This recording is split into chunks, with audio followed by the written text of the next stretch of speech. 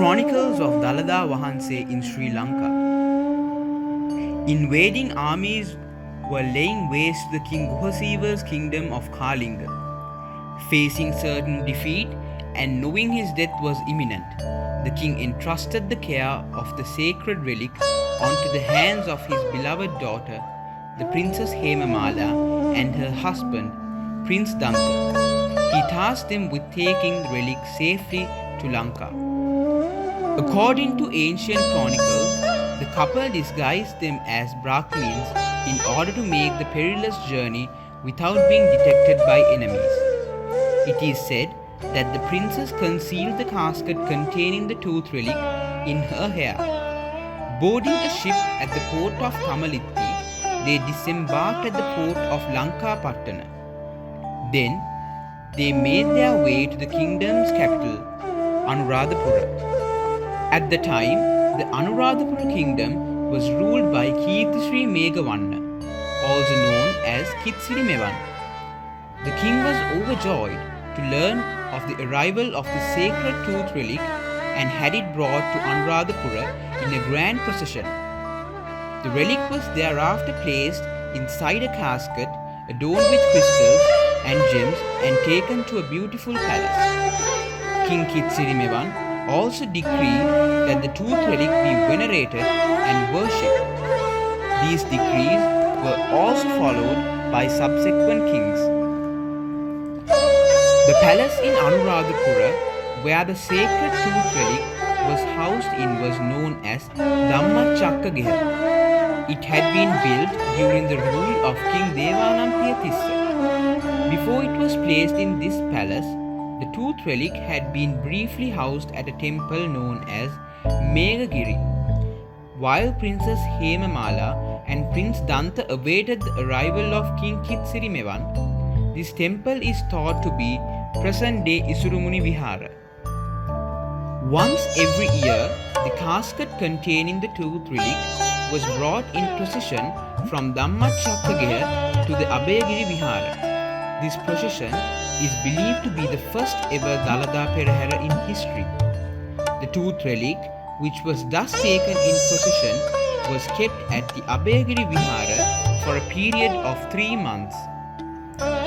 However, Sri Lanka's Perahera traditions date back even further, from the time that Jayashree Mahabodhi was brought to the country. The great chronicle Mahavamsa records that the branch of the Bo tree was brought in a grand procession from Dambakula Patuna to Anuradhapura, with the whole path being brightly decorated on either side. From the day it was planted at Mahamevuna in Anuradhapura, there have been Peraharas in its honor. This Perahara has been conducted as a puja, asking for timely rains. This Perahara tradition, which grew out of the farming lifestyle of the local population, developed even further with the arrival of the sacred tooth relic. The kings who succeeded King Kitsiri Mevan from Jetta Tissa II, Buddhadasa, Upatissa II, and Mahanama up until Mahinda V, who all ruled from the Anuradhapura kingdom, considered it their solemn duty to safeguard the sacred tooth relic and conduct religious rituals in its honor. From the earliest days of its arrival, there are reports of the miraculous power of the sacred tooth relic. One such example of these recorded miracles occurred during the reign of King Buddhadasa. When the country was beset by a terrible famine, on the advice of the monks, the king observed Sil along with all other citizens, had the monks chant Pirit and engaged in ritual honoring the tooth relic. These were done to appeal the tooth relic to bring an end to the famine.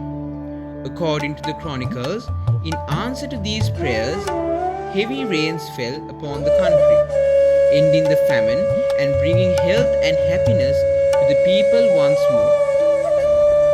However, with the passage of time, the Anuradhapura kingdom came to be threatened by foreign invaders. During the reign of King Mahinda V, even his Velakkara army, which was comprised of Tamil mercenaries, rebelled against him. This This forced the king to flee to the kingdom of Ruhuna. Taking advantage of the chaotic situation in the country, the Chola emperor Rajaraja invaded Lanka. He conquered the entire Anuradhapura kingdom and many other parts of the country. King Mahinda too was seized by his foes, and it is said that he died a prisoner of the Chola emperor. The country was thus plunged into a period of anarchy, and there are no records of the sacred tooth relic during this time. It is likely that this is due to the Buddhist monks keeping the relic hidden to safeguard it during this turbulent period in the country's history. References to the Dalada Perahera are recorded again from the period of King Parakramabahu I, who ruled from the kingdom of Polonnaruwa. Once the seat of government moved to Polonnaruwa, the sacred tooth relic was also brought to the city. Accordingly, the daily rituals that were conducted in honor of the relic continued in the new capital. The chronicles recorded that the annual Asala Perahara too was conducted during this period.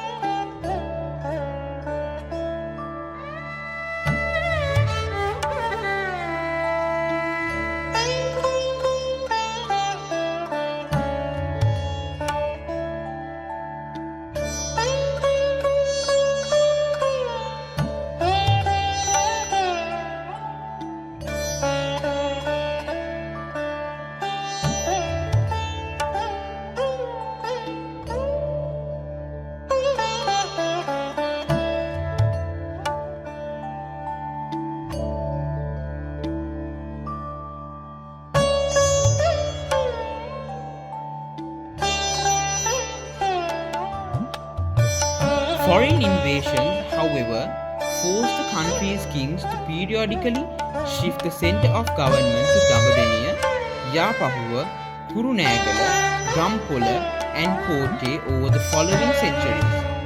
A significant aspect of all these kingdoms was that they all gave clear prominence to the sacred tooth relic. Dedicated temples to house the relic were built in these kingdoms, and it was ensured that all daily rituals conducted in its honor were carried out without interruption. The annual Dalada Perahara too was conducted in every kingdom that the relic was housed in.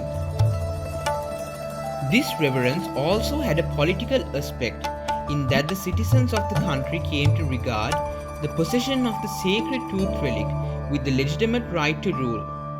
As such a king could not legitimately call himself the ruler of his kingdom unless he had the sacred tooth relic in his possession.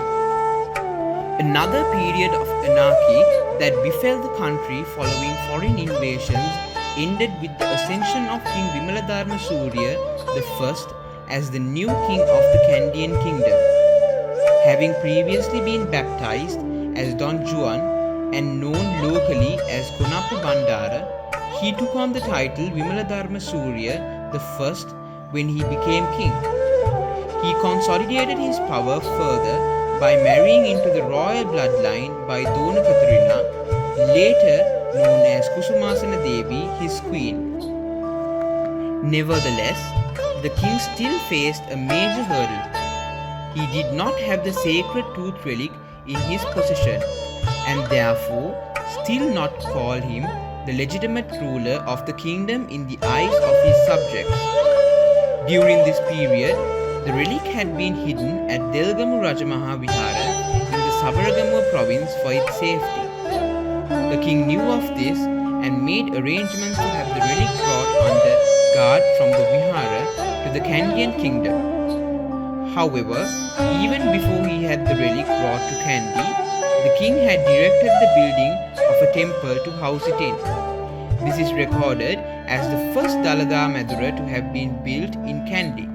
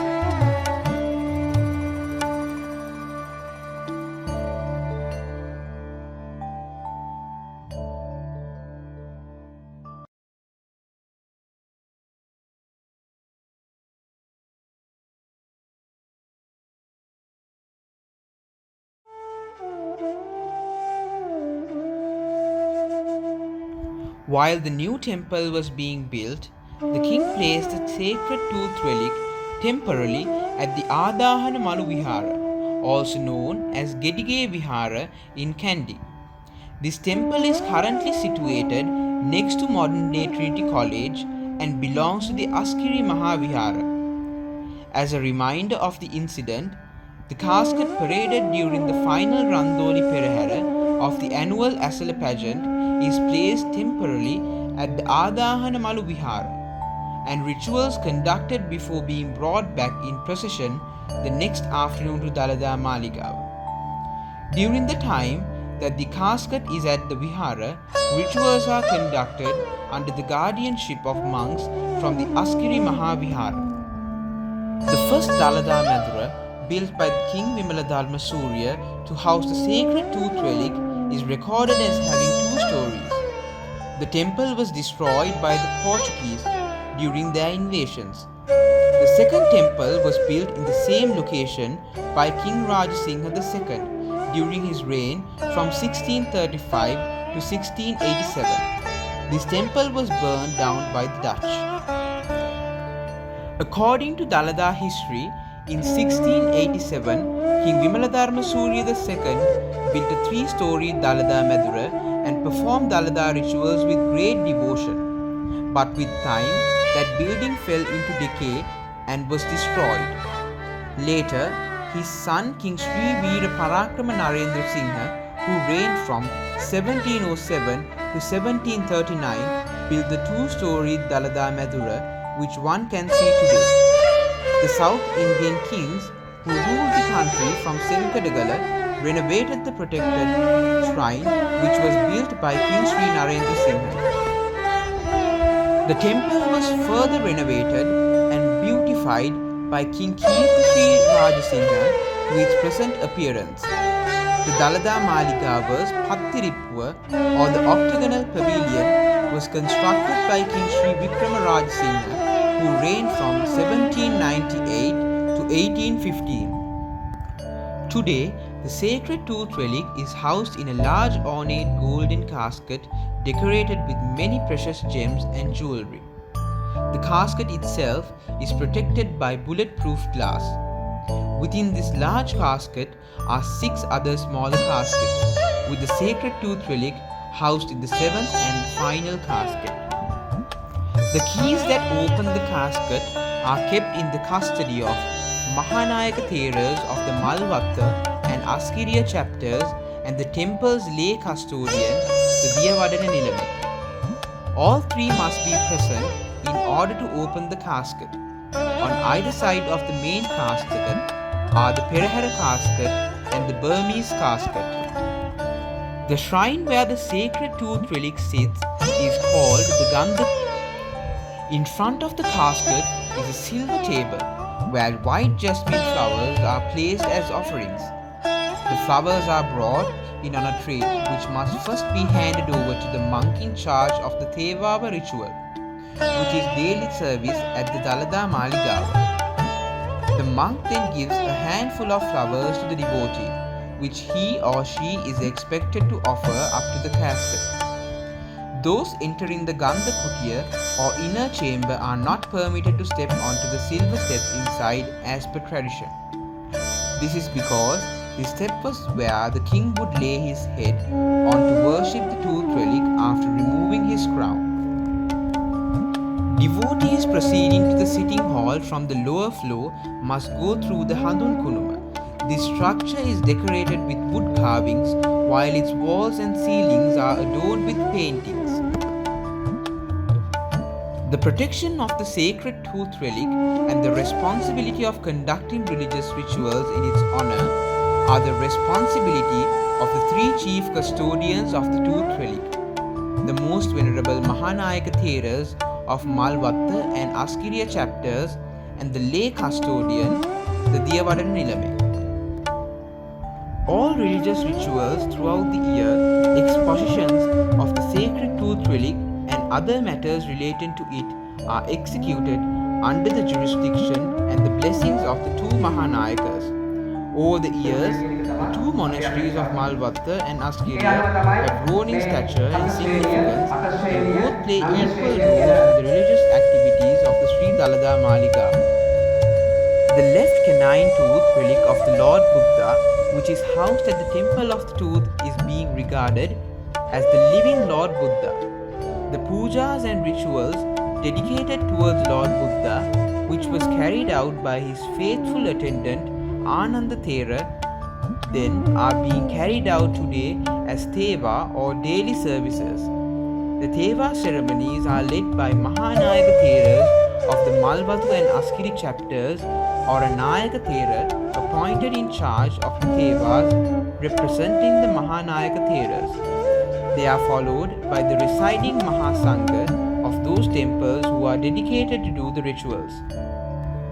The performing of the Thevas shifts on an annual basis between the Malvathu and Askiriya chapters. Besides the daily services, there are also weekly and annual pujas and rituals dedicated to the sacred tooth relic which have been continuously conducted since ancient times to the present day.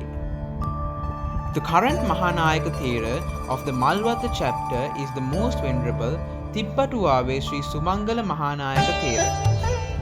Most venerable Varakagoda Sri Gnanaratna Thera is the present Mahanayaka Thera of the Askiriya chapter. He is the 22nd Mahanayaka Thera of Askiriya chapter. The Diyavadana Nilame of the Dalada Maligaba is the lay custodian of the sacred tooth relic and is responsible for overseeing all aspects of the Dalada Maligaba.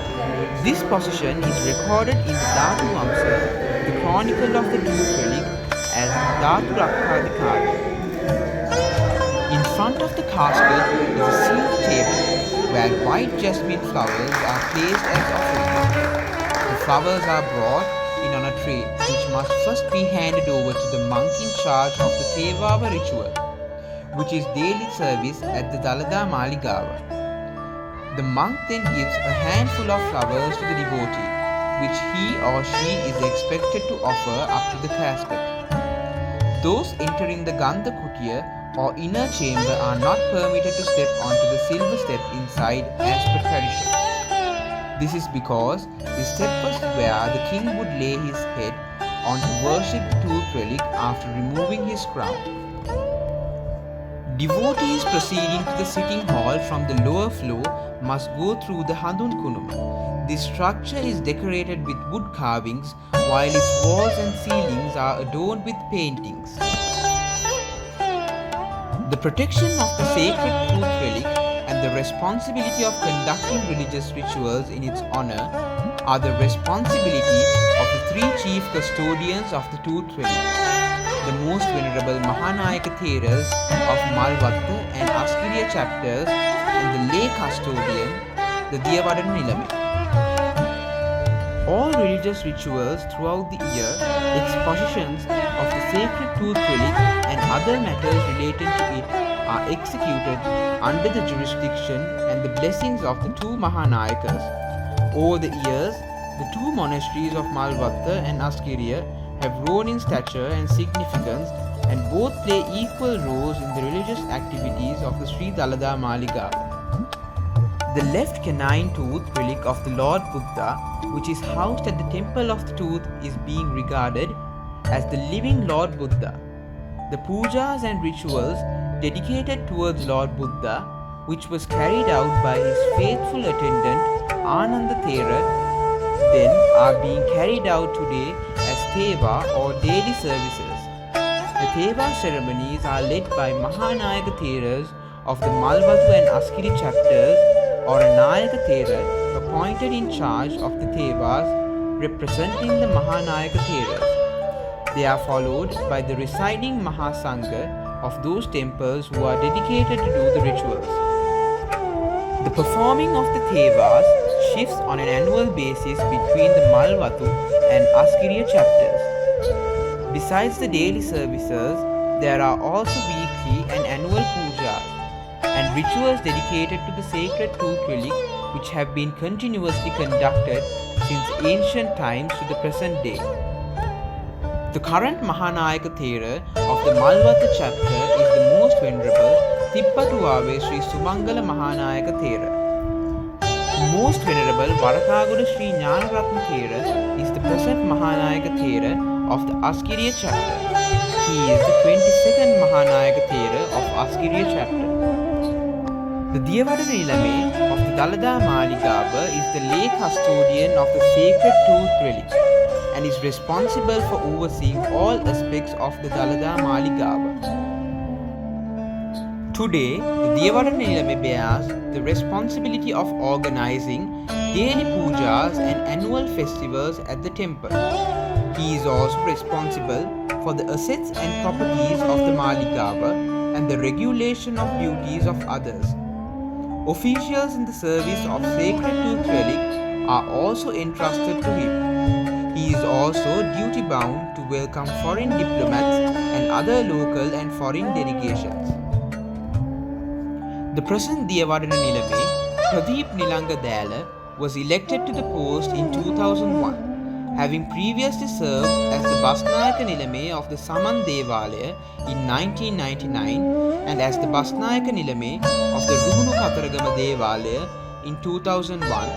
He is the 19th Diyawadana Nilame of the Dalada Maligava and was re-elected for a second time in 2015.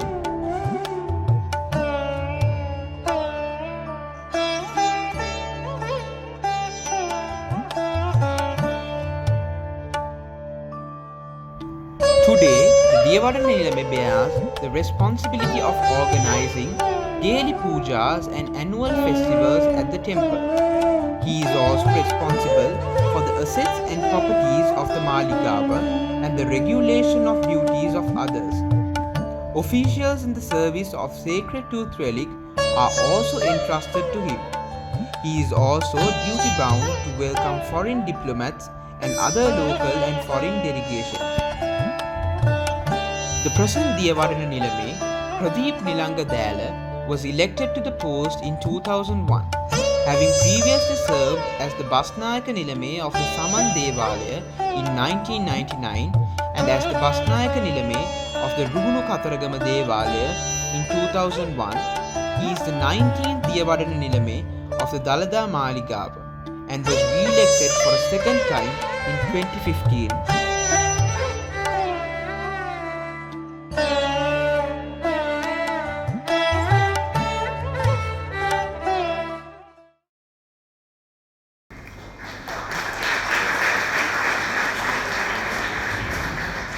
Okay,